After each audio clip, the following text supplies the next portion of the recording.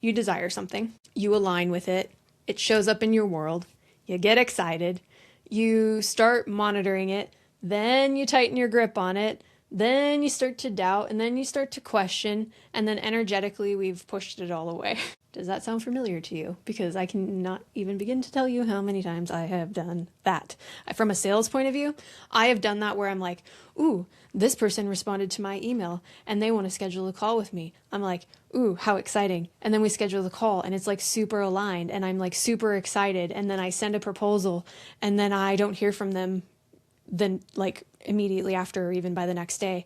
And then I start to, then there's a lever, I'm like, oh, okay, well maybe let me check my email like every 5 minutes to see if they respond to me, right? I'm monitoring it.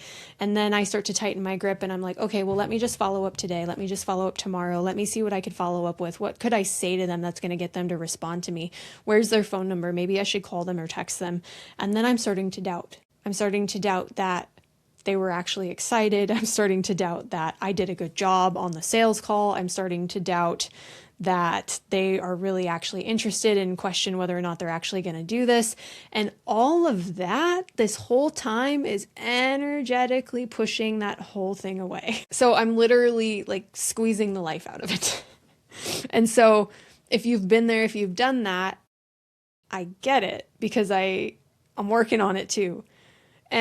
But what I think, and if we go deeper, a deeper level of that is what's underneath all of that is a deeper fear.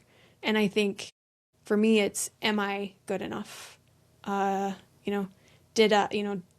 this, am I good enough? Did I do a good enough job on that?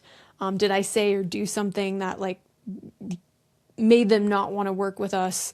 Right. Or here's a big one that is actually even hard to admit.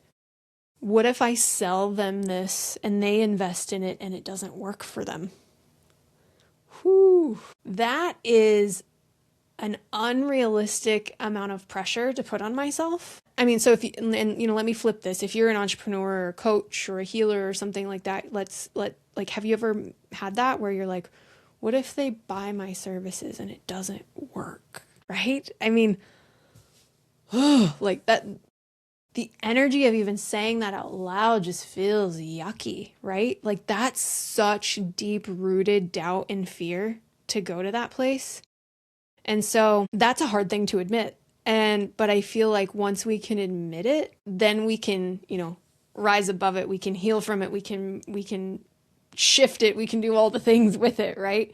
And so just, pausing right here, is there something in your life that you could unpack that with? Hey, before you go, make sure you've subscribed to the podcast wherever you're getting it and leave a comment and let me know that you were here. I really appreciate that. If this resonated with you, share it because it will probably help someone else. And the more people we can reach, the better.